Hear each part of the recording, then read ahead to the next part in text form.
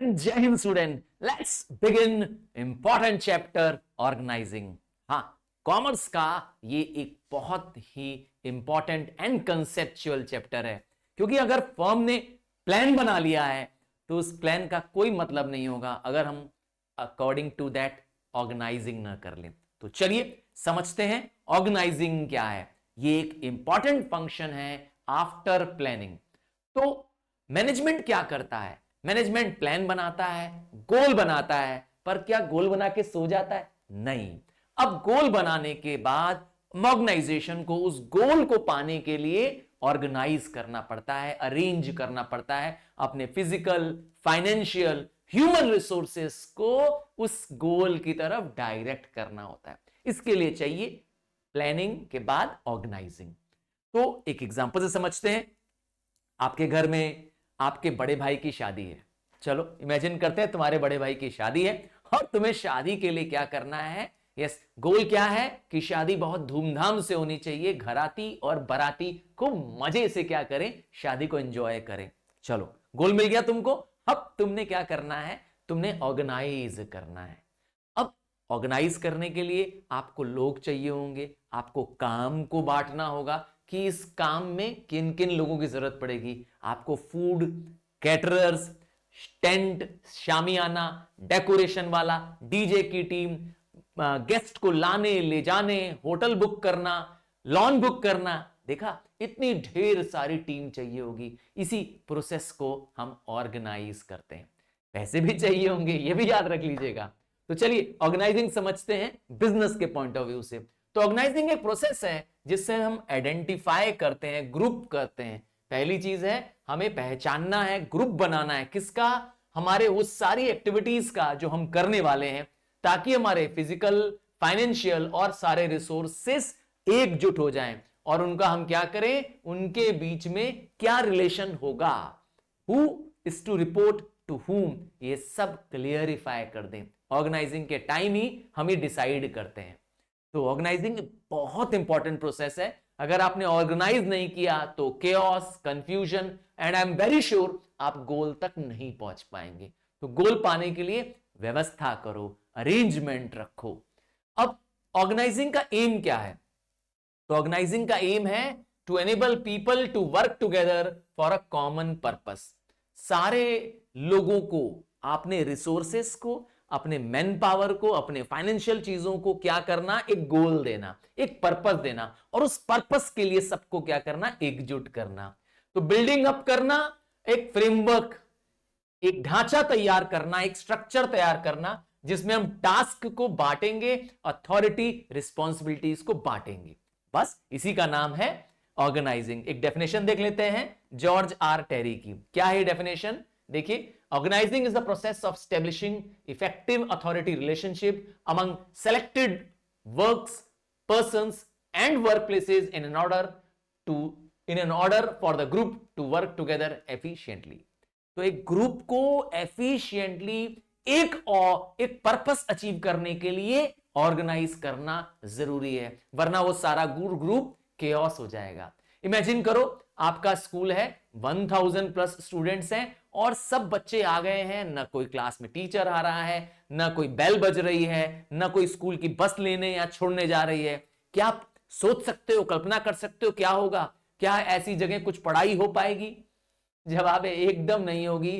हो सकता है स्कूल में लड़ाई झगड़ा मार पीट हो जाए, और इवन मैं कह सकता हूं कि कोई भी रियल क्या होगा, पर्पस सॉल्व नहीं हो पाएगा, कोई ऑब्जेक्टिव अचीव नहीं हो पाएगा।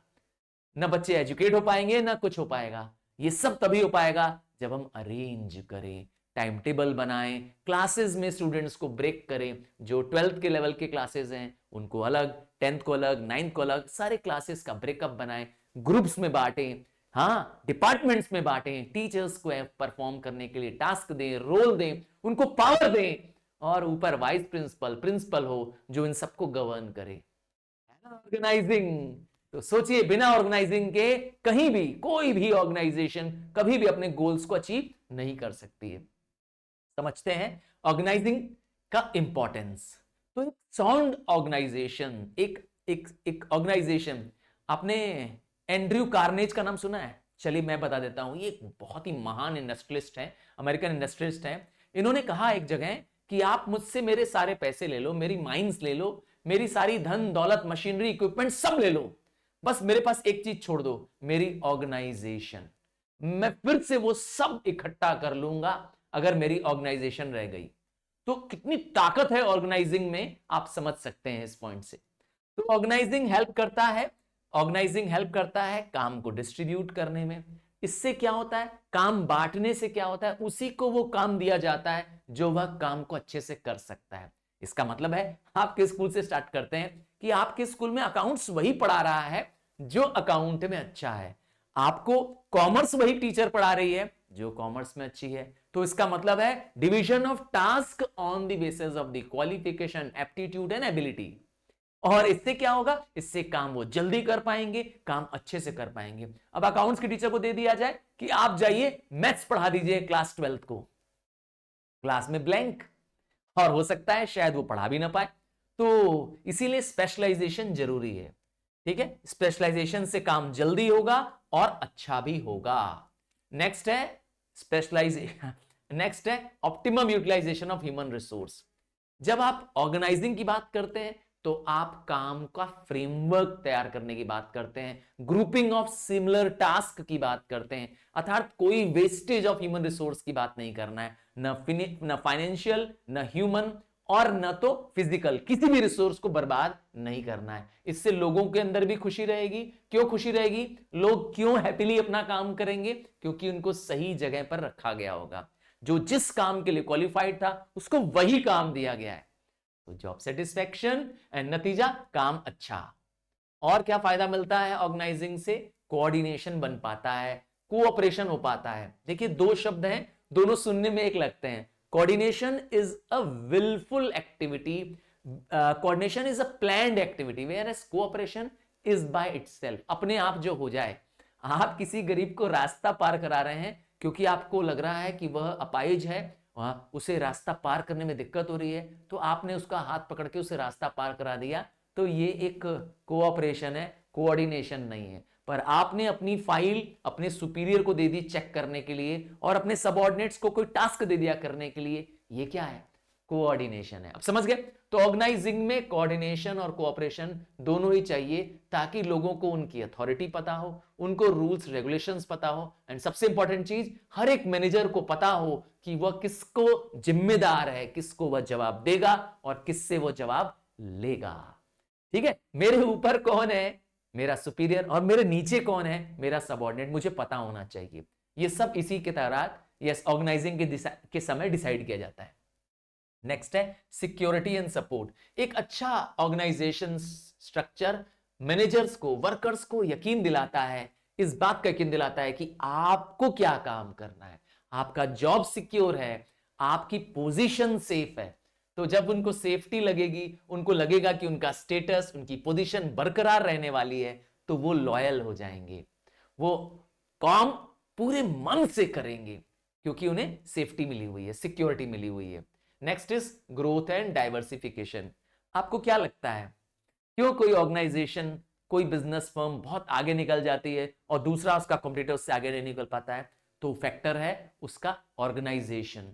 जितना साउंड आप ऑर्गेनाइजेशन स्ट्रक्चर बनाएंगे, उतना बेटर एक ऑर्गेनाइजेशन ग्रो करेगी, नए नए वेंचर्स में जा पाएगी। और ऐसी ऑर्गेनाइजेशन जो बहुत साउंड सिस्टम पे काम करती है, उसमें डाइवर्सिफिकेशन, नया प्रोडक्ट ऐड करना भी आसान है। तो क्या कहना चाहते हैं, ऑर्गेनाइजेशन ही फर्म को हेल्प करती है नए बिजनेसेस करने में, काम को एक्सपेंड करने में, सेल्स को ग्रोथ करने में। एंड नेक्स्ट एक बहुत इंपॉर्टेंट पॉइंट है, अगर ऑर्गेनाइजेशन फ्लेक्सिबल है, अगर ऑर्गेनाइजेशन का स्ट्रक्चर बहुत अच्छा बना हुआ है, तो वहां पर नई चीजों को एक्सेप्ट किया जाएगा, लोग विरोध नहीं करेंगे, रेजिस्टेंस नहीं करेंगे एम्प्लॉइज, क्योंकि ये ह्यूमन नेचर है ना कि जब भी कोई नई चीज करने हम चाह रहे होते हैं तो ऑर्गेनाइजेशन के एम्प्लॉइज इसका विरोध करते हैं। बट अच्छे स्ट्रक्चर में बने, एक वेल डिजाइन स्ट्रक्चर में बने, वहां पे एम्प्लॉइज क्या करेंगे, इसको सपोर्ट करेंगे। अब ये जो हम करने जा रहे हैं इसका नाम है स्टेप्स। जब हम स्टेप्स की बात करते हैं ऑर्गेनाइजिंग की, तो इन स्टेप्स को आप चेंज नहीं कर सकते, इनका आप सीक्वेंस बदल नहीं सकते, फर्स्ट वाले पॉइंट को फर्स्ट में ही लिख सकते हैं। तो 5 स्टेप्स में समझेंगे ऑर्गेनाइजिंग को। पहला स्टेप है काम को बांटो, डिवीजन ऑफ वर्क। वर्क क्या है, चलिए स्कूल से एग्जांपल लेते हैं। स्कूल में वर्क है टीचिंग, स्कूल में वर्क है को करिकुलर एक्टिविटीज, स्कूल में वर्क है safety and security of children, मतलब गार्ड्स रखना, स्कूल में वर्क है लाइब्रेरी, कई सारे काम हो सकते हैं। पर अब इस टीचिंग की बात करते हैं, एक काम की बात करते हैं, इस काम को डिवाइड करना। टीचिंग है पीआरटी लेवल, मतलब जूनियर क्लास के teachers, TGT level middle school level, PGT teacher जो आपको पढ़ा रही हैं वो पीजीटी टीचर्स है, that is post graduate teachers. तो अब टीचर्स के अंदर भी सब टाइप है, अकाउंट्स के टीचर, कंप्यूटर के टीचर, बिजनेस स्टडी के टीचर, कॉमर्स के टीचर, देखा। तो डिवीजन ऑफ वर्क, काम को बांटना है, जॉब्स में बांटना है, जॉब्स उनको देना है जो उस काम को अच्छे से कर सकते हैं, और जो सेम जॉब करते हैं उनका एक ग्रुप बना देना है। समझ गए? आइए अब आते हैं second point, grouping of jobs. Again teachers का ग्रुप बना दिया, हाँ मैंने कहा एक ग्रुप बना दिया, नाम दे दिया स्टाफ रूम। मैंने कहा प्राइमरी टीचर्स एक ग्रुप बना दिया, secondary teachers, post graduate teachers group बना दिया। तो ग्रुप बनाने से क्या होगा, उनको मैनेज करना आसान हो जाएगा। ग्रुप बनाने के प्रोसेस को हम कहते हैं डिपार्टमेंट बनाना, सेक्शन बनाना, और इस प्रोसेस का नाम है डिपार्टमेंटेशन। ठीक है, अकाउंट्स डिपार्टमेंट, हाँ फाइनेंस डिपार्टमेंट, साइंस डिपार्टमेंट है ना आपके स्कूल में। क्या आपके स्कूल में ऐसे डिपार्टमेंट बने हुए जहां पर अकाउंट्स की टीचर, हाँ कॉमर्स के डिपार्टमेंट के टीचर बैठे हुए, हो गया ना। तो ये डिपार्टमेंट है। और क्या कर सकते हैं, असाइनिंग ड्यूटीज, मतलब एक बार डिपार्टमेंट बना दिया, अब उनको टास्क दीजिए, काम दीजिए, किस बेसिस पे काम देंगे, उनकी क्वालिटीज, उनके एक्सपीरियंसेस, उनके एप्टीट्यूड्स के, एप्टीट्यूड मतलब होता है जिसके लिए वो काबिल है। नेक्स्ट है डेलीगेशन करना, टास्क असाइन करना, काम देना। ठीक है, क्योंकि हर काम मैनेजर्स नहीं कर सकते, बल्कि वो एक चेन ऑफ कमांड्स के थ्रू अपने सबऑर्डिनेट से करवाते हैं, और उनके सबऑर्डिनेट्स फिर फर्दर आगे क्या करते हैं, टास्क को पास ऑन करते हैं। ऐसा ही होता है। अब जब हम बात करते हैं मैनेजरियल पोजीशंस की, जिस ग्रुप में वन आफ्टर द अदर होता है, हाँ जैसे एग्जांपल देता हूं, आपके स्कूल की बात करता हूं, तो प्रिंसिपल टॉप पे हो गए, प्रिंसिपल के नीचे वाइस प्रिंसिपल, वाइस प्रिंसिपल के नीचे कोऑर्डिनेटर, या किसी किसी स्कूल में तो हेडमास्टर होते हैं, उनके नीचे सीनियर टीचर्स जिनको हम पीजीटी टीचर्स कहते हैं, फिर प्राइमरी टीचर्स, टीजीटी टीचर्स, फिर प्राइमरी टीचर्स, फिर उसके बाद मेड्स, गार्ड्स। देखा, हायरार्की मैंने बता दिया ऊपर से लेकर नीचे तक। ठीक है, एक रैंकिंग होती है, ये बनाना पड़ता है आपको। पांचवा और आखिरी स्टेप है कोऑर्डिनेशन के लिए, सबके बीच में कोऑर्डिनेशन बनाना। आपने इतने ग्रुप्स बना दिए, इनके बीच में इंटर रिलेशन क्लियरली डिफाइन करना कि किसको क्या काम करना है, किसके पास क्या पावर है, कौन किसको जवाब देगा और कौन किससे जवाब मांगेगा। दोनों चीज क्या होना चाहिए, क्लियर होना चाहिए, ताकि टीम बनी रहे और एफिशिएंसी बनी रहे। ये रहा कुछ ऑर्गेनाइजिंग का प्रोसेस एक साथ। क्लियर है? आइए अब समझते हैं क्या टाइप ऑफ ऑर्गेनाइजेशंस हो सकती हैं। दो टाइप के ब्रॉड टाइप्स में बात करेंगे। पहले, सबसे पहले जिस ऑर्गेनाइजेशन को समझ रहे हैं उसका नाम है फॉर्मल ऑर्गेनाइजेशन। तो आपका स्कूल, हॉस्पिटल फॉर्मल ऑर्गेनाइजेशन है। सर वो कैसे, स्कूल फॉर्मल ऑर्गेनाइजेशन कैसे है, हॉस्पिटल ऑर्गेनाइजेशन कैसे है? तो एक ऐसा ऑर्गेनाइजेशन जहां पर फॉर्मल अथॉरिटी एंड रिस्पॉन्सिबिलिटी है, अर्थात वहां पे प्री प्लान्ड स्ट्रक्चर्ड अथॉरिटी है कि किस तरीके से कम्युनिकेशन ऑफ इंफॉर्मेशन फ्लो करेगा, कहां से ऑर्डर किसके पास जाएगा, ये सब चीज पहले से क्या है, स्ट्रक्चर्ड वे में, प्लान्ड वे में की जा रही है। क्यों, आपके स्कूल में है कि नहीं है? जब आपको छुट्टी चाहिए तो आप अपनी क्लास टीचर को एप्लीकेशन देते हैं, क्लास टीचर वो एप्लीकेशन प्रिंसिपल को फॉरवर्ड करती है। क्या है, चेन ऑफ अथॉरिटी। ठीक है, तो ऐसी ऑर्गेनाइजेशन जहां पे क्या हो, कम्युनिकेशन की जो सिस्टम है, अर्थात इंफॉर्मेशन फ्लो करने का सिस्टम है, प्लान्ड है, ऑर्डर्स कहां से आने हैं, किसको कौन ऑर्डर देगा, ये सब चीज स्ट्रक्चर्ड है, उसे कहते हैं फॉर्मल ऑर्गेनाइजेशन। तो स्कूल एक फॉर्मल ऑर्गेनाइजेशन है, हॉस्पिटल फॉर्मल ऑर्गेनाइजेशन है, कोई बड़े बिजनेस की बात कर दो, रिलायंस की बात करो, चाहे टाटा की बात करो, ये सब फॉर्मल ऑर्गेनाइजेशन है। तो ऑर्गेनाइजेशन जब भी काम करती है तो किसी गोल्स के लिए काम करती है। स्कूल का काम है, स्कूल का गोल है ना, गोल कि बच्चों का रिजल्ट लाना है हमें, ठीक है ना, हमें डिस्ट्रिक्ट टॉपर देने हैं। तो it is an official system which has clearly defined activities, मतलब उनकी एक्टिविटीज क्लियर है, उनके रोल्स क्लियर हैं, उनको क्या काम करना है, कैसे करना है, ये सब चीज प्री डिसाइडेड है। ऐसी ऑर्गेनाइजेशंस कहलाती हैं फॉर्मल ऑर्गेनाइजेशन। अब कुछ कैरेक्टरिस्टिक्स जो आपके स्कूल में भी अप्लाई होगा, इसमें डेलिबरेटली क्रिएटेड क्या होता है, इस फॉर्मल ऑर्गेनाइजेशन को कैसे इंफॉर्मेशन फ्लो करेगी, किसके पास क्या अथॉरिटी रहेगी, इसको डेलिबरेटली प्लान किया गया है। इसमें काम जो दिया गया है किस बेसिस में, स्पेशलाइजेशन के बेसिस में, मतलब काम बांटा गया है, जो जिस काम को अच्छे से कर सकता है उसको दिया गया है। यहाँ पे अथॉरिटी और रिस्पॉन्सिबिलिटी क्लियर है, किसकी क्या टास्क है और किसकी क्या जिम्मेदारी है, अगर टास्क नहीं हुआ तो किसको जवाब देना पड़ेगा, ये सब चीज क्लियर है।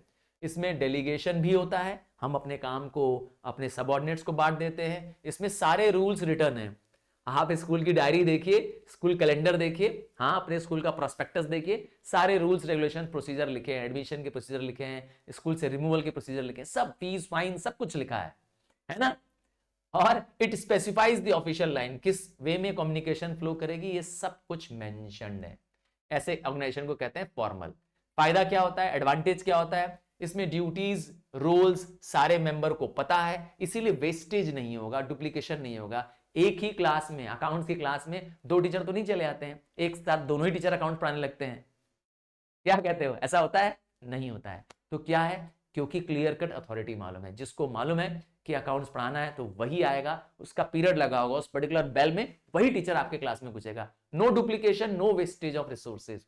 और क्या फायदा मिलेगा, यूनिटी ऑफ कमांड पता है, मतलब आपको पता है कि हायरार्की किसके पास है, सुपीरियर कौन है, सबऑर्डिनेट कौन है।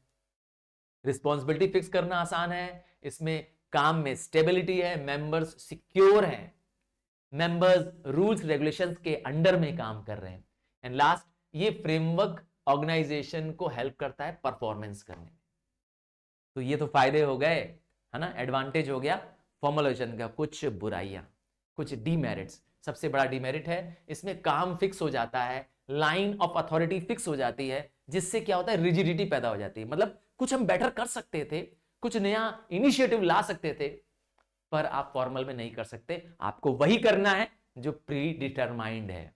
और क्या है, अक्सर इसमें डिले होता है। डिले किस बात का होता है, मीटिंग्स होगी, बैठक होगी, डिसीजन लिया जाएगा, और कई बार डिसीजन लेने में बहुत टाइम लग जाता है, क्योंकि इसके लिए क्या है, एक फिक्स्ड मेथड है, एक प्रोसीजर है, जिससे क्या होगे, डिसीजन लिए जाएंगे। और प्रॉब्लम क्या है फॉर्मल ऑर्गेनाइजेशन में, इसमें ह्यूमन रिलेशंस को इग्नोर करते हैं, इसमें इंसान का महत्व नहीं है, इंसान के रिलेशन का महत्व नहीं है, उसको जो टास्क दिया गया है, उसका जो काम है वो महत्वपूर्ण है। मतलब इंसान की कद्र नहीं है फॉर्मल ऑर्गेनाइजेशन में, है ना। सोच के देखिए मैं क्या कह रहा हूं। और लास्ट में, it does not provide a complete picture, क्योंकि ऑर्गेनाइजेशन का कंप्लीट पिक्चर इनफॉर्मल के साथ बनता है। कोई ऐसी ऑर्गेनाइजेशन जहां सिर्फ सिर्फ सिर्फ फॉर्मल है, अर्थात सब रूल्स रेगुलेशन से बंधे हुए हैं, बिना रूल्स के कुछ भी काम नहीं होता है, या जहां पे सोशल इंटरेक्शन नहीं होता है, जी नहीं, ऐसी धरती में कोई भी संस्था नहीं है, आपका स्कूल भी नहीं है।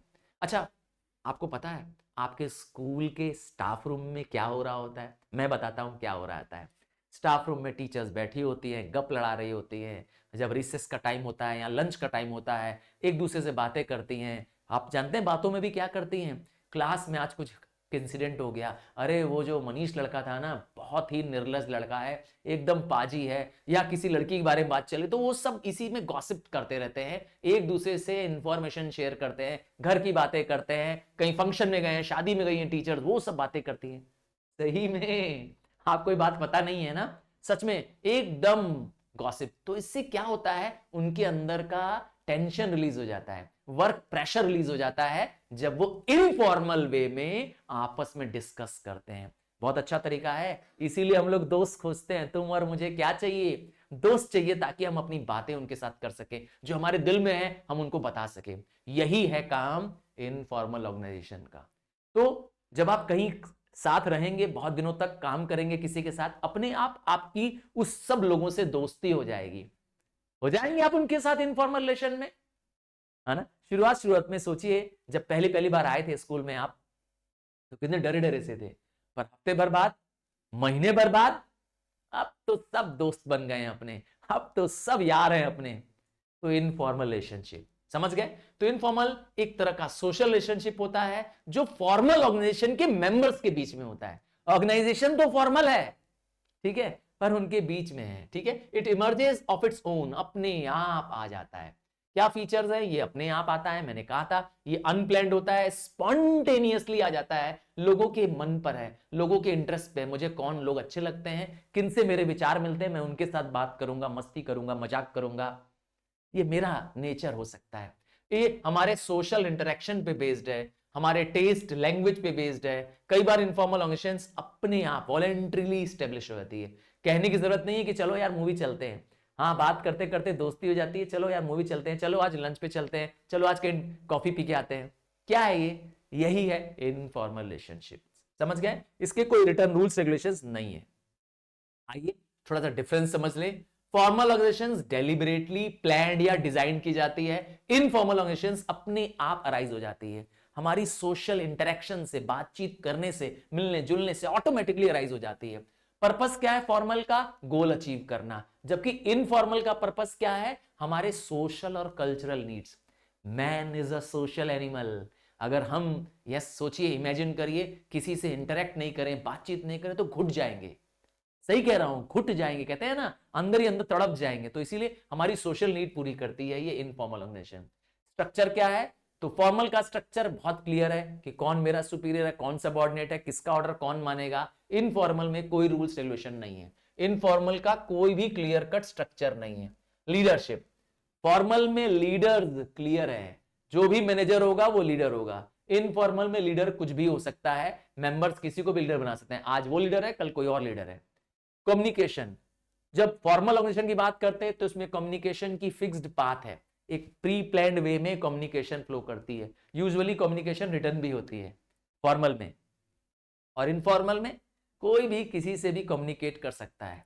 आपकी फैमिली में, हाँ आपकी फैमिली में जहां पे आपके पापा मम्मी, शायद दादा दादी भी है, तो कोई भी किसी से कम्युनिकेट कर सकता है। कोई चेन से तो नहीं चलते हैं ना, कि पहले आप अपने सुपीरियर के पास जाएंगे, फिर वो उनके सुपीरियर के पास जाएगा, तब आपकी फैमिली में कम्युनिकेशन होगा। ऐसा होता है क्या, नहीं, क्योंकि इनफॉर्मल है। ठीक है, फोकस, फॉर्मल ऑर्गेनाइजेशन का फोकस किस पे है, काम पर है, एफिशिएंसी ऑफ जॉब्स पे है, जबकि इनफॉर्मल का हमारी पर्सनल नीड्स पर है, हमारी जरूरतें हैं एज अ ह्यूमन बीइंग, क्या करना, इंटरेक्ट करना, अपने इंटरनल आइडियाज को शेयर करना, अपने व्यूज बताना, अपने अंदर का टेंशन रिलीज करना। क्योंकि कई बार हम बोल के क्या करते हैं, शेयर करके क्या करते हैं, अपने अंदर के मनोभाव को बाहर निकाल देते हैं, हम रिलीज महसूस करते हैं, कूल महसूस करते हैं, और हमें ऐसी जरूरत है।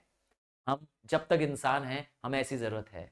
इसीलिए तो मैंने कहा इतने सोशल मीडिया प्लेटफॉर्म हम यूज कर रहे हैं, चाहे व्हाट्सएप, फेसबुक, हाँ इंस्टाग्राम, ये सब क्या कर रहा है, ये हमारी सोशल नीड को पूरा कर रहा है। चलो इनफॉर्मल ऑर्गेनाइजेशन के फंक्शंस समझते हैं। इनफॉर्मल ऑर्गेनाइजेशंस अगर किसी ऑर्गेनाइजेशन के अंदर है, विद इन दी फॉर्मल अगर इनफॉर्मल है, तो वहां के लोगों के बीच में एक अच्छा बॉन्ड बनेगा, वहां पे लोग एक दूसरे की पर्सनैलिटी को रिकॉग्नाइज करेंगे, पहचानेंगे, क्योंकि जब मिलेंगे, बात करेंगे, शेयर करेंगे, डिस्कस करेंगे, तो उनके बीच में रिलेशन डेवलप होगा, तो बिलोंगिंगनेस डेवलप होगी, फर्म के प्रति लगाव डेवलप होगा। और क्या फायदा मिलेगा, काम की जो मोनोटोनी है, मोनोटोनी मतलब बोरियत, बार बार बार बार आप काम कर रहे हैं, या लगातार आप फॉर एग्जाम्पल कंप्यूटर बैठे हुए हैं, पगला जाएंगे, उकता जाएंगे। पर आपको कोई बात करने वाला हो, आपसे कोई शेयर करने वाला हो, तो आपको सोशलाइज करने से क्या हो जाएगा, आपका tension release. Solution from work problem वो कैसे होगा, जब आप अपने ऑर्गेनाइजेशन में आपने साथ वाले लोगों के साथ नॉलेज शेयर करेंगे, कुछ उनके इनपुट्स लेंगे, कुछ उनकी आइडियाज लेंगे, अपने काम में इनपुट करेंगे, काम फटाफट हो जाएगा। और किस में मदद करता है, किसी आउटवर्ड प्रेशर का डर नहीं रहता है। जब सारे इंप्लॉइज मिलकर काम करते हैं तो उनको मैनेजर्स का या सुपीरियर्स का डर नहीं होता है। सोचिए एक लेबर यूनियन के, सोचिए जब वर्कर्स एक साथ हो जाएं, उनका ट्रेड यूनियन या लेबर यूनियन मिल करके क्या करे, वर्कर्स के लिए खड़ा हो जाए, तो मैनेजर्स भी डर जाते हैं। तो कहते हैं ना एकता में शक्ति है, तो आउटसाइड प्रेशर का डर नहीं रहता है, मैनेजर्स का डर नहीं होता है। और सबसे बड़ा फायदा है एक ये अच्छा कम्युनिकेशन चैनल है, क्योंकि मैंने कहा इसमें हम अपने टेंशंस को रिलीज कर सकते हैं, जॉयज एंड फ्रस्ट्रेशंस को शेयर कर सकते हैं, अपने खुशी और गम दोनों को बांट सकते हैं। हाँ बहुत फायदे हैं। इमेजिन करिए हम और आप इनफॉर्मल के बिना तो जी ही नहीं पाएंगे आज। आइए कुछ और समझते हैं। लिमिटेशंस भी हैं इनफॉर्मल की। सबसे बड़ी लिमिटेशन है कि जब हम इनफॉर्मल रिलेशन में आ जाते हैं तो हम जल्दी बदलना नहीं चाहते हैं, हम स्टेटस को चाहते हैं। स्टेटस को मतलब होता है एज इट इज, जो जैसा है वैसा चाहते हैं। और मैनेजमेंट को नई चीज लाने में बड़ी मुश्किल आ जाती है, क्योंकि वर्कर्स आपस में एडजस्टेड हो गए हैं, सेटल हो गए। अब किसी पोजीशन आप चेंज करना चाहते हैं तो उनको बुरा लग जाएगा। कोई नया चीज लाना चाहते हैं, कोई नया मशीन टूल लाना चाहते हैं, बहुत मुश्किल हो जाएगा। एक प्रॉब्लम है रोल कॉन्फ्लिक्ट की। इंप्लॉइज एक पर्टिकुलर रोल को फॉलो कर रहे होते हैं, एक पर्टिकुलर काम कर रहे होते हैं। अब उस काम के अलावा उसको अगर कोई और काम दे दिया जाए, हाँ, जैसे एग्जांपल है, इंप्लॉइज रोज 10 बजे ऑफिस में आते हैं। अब आपने काम दे दिया कि कल से आप 8 बजे आएंगे। वर्कर्स कहेंगे नो, हम नहीं आ पाएंगे, तो उनको रोल कॉन्फ्लिक्ट लगेगा। जैसे एक एग्जांपल इसमें दिया है, एक member of the formal organization को कहा गया है कि आप काम स्लो मत करिए, आप काम बहुत स्लो कर रहे हैं। तो एज अ आप उसका साथी हैं, उनको कहा गया कि आप काम बहुत स्लो करते हैं। तो अगर आप हैं तो आप भी उसकी तरह क्या करना चाहेंगे कि मेरा साथी स्लो कर रहा है, मैं भी स्लो करूंगा। आप संस्था का नहीं सोचेंगे, पहले अपने साथी का सोचेंगे, जबकि संस्था के हित में क्या है, काम को फास्ट करना। तो ये प्रॉब्लम है। कन्फॉर्मिटी, इसका मतलब होता है एक इनफॉर्मल ऑर्गेनाइजेशन में जो मेंबर्स होते हैं, वो जो रूल्स हैं, जो वहां के नॉर्म्स हैं, वैल्यूज हैं, उसको कई बार क्या करते हैं, कंफर्म नहीं करते हैं। They do not wish to live up to the standard. उन्हें अपने ग्रुप का जो स्टैंडर्ड है वो ज्यादा अच्छा लगता है, अपना इनफॉर्मल नियम ज्यादा अच्छा लगता है। पर आप जानते ही हैं, ऑर्गेनाइजेशन में फॉर्मल चीजें काम करती हैं। सोचिए ग्रुप में रह करके वो कह सकते हैं हंसी मजाक, जोक चुटकुले बजा रहे हैं, है ना, हंसी मजाक कर रहे हैं। हो सकता है कोई कोई वर्कर पान खा रहा है, गुटखा खा रहा है, पर क्या ऑफिस में ये अलाउड है? नहीं ना, ये भी ध्यान दीजिए। नेक्स्ट है, अक्सर ऐसी कम्युनिकेशन फैल जाती है जो जरूरत नहीं होती है। बेवजह रूमर फैलते हैं, अफवाहें फैलती हैं, क्योंकि इसमें, इस फॉर्म ऑफ ऑर्गेनाइजेशन में कोई फिक्स्ड चेन ऑफ अथॉरिटी नहीं है, कोई लाइन ऑफ कम्युनिकेशन फिक्स नहीं है, कोई भी किसी को भी, यस, ये डर है बहुत बड़ा। आइए बात करते हैं ऑर्गेनाइजेशन के फ्रेमवर्क बनाने की। जैसे कौन सुपीरियर, जैसे एग्जांपल है, कंपनी की बात करूं तो कोई चेयरमैन होगा, उनके नीचे कौन होंगे, बोर्ड ऑफ डायरेक्टर्स होंगे, उनके नीचे कौन होंगे, डिपार्टमेंटल हेड्स होंगे, उनके नीचे कौन होंगे, वर्कर्स फोरमैन्स होंगे। तो ये क्या बना रहे हैं हम, एक स्ट्रक्चर। तो ऑर्गेनाइजेशन में रिलेशनशिप डेवलप करना, डिसाइड करना लोगों की पोजीशन, कौन किस पोजीशन पर है, हायरार्की को डिसाइड करना, पिरामिड बनाना, ठीक है, एक स्ट्रक्चरल फ्रेमवर्क बनाना ड्यूटीज और रिस्पॉन्सिबिलिटीज का, कि जो हमारे यहां स्टाफ काम करेंगे वो क्या करेंगे, ठीक है, एक system of job position and roles assigned बताना, किसको क्या रोल है, किसकी क्या जॉब पोजीशन है, ये डिसाइड करना, ताकि अथॉरिटी और रिस्पॉन्सिबिलिटी बांटी जा सके। एक स्क्रीन पे देखिए, बोर्ड ऑफ डायरेक्टर्स, उसके नीचे कौन काम करेंगे, मैनेजिंग डायरेक्टर। मैनेजिंग डायरेक्टर के नीचे 3 डायरेक्टर होंगे, marketing director, production director, finance director. अब प्रोडक्शन डायरेक्टर के नीचे 3 तरह के हेड्स होंगे, quality control head, processing head, repair and maintenance head. ये है एक स्ट्रक्चर, ठीक है। एक मैन्युफैक्चरिंग कंपनी में इस तरीके से ऑर्गेनाइजेशन स्ट्रक्चर बनाया जा सकता है। क्या फीचर्स है, आइए देखते हैं। तो जब भी स्ट्रक्चर बनाएंगे तो ऑब्वियस बात है, 2 या 2 से अधिक लोग होंगे तभी स्ट्रक्चर बनाएंगे। एक सिंगल आदमी तो कोई स्ट्रक्चर नहीं चाहिए।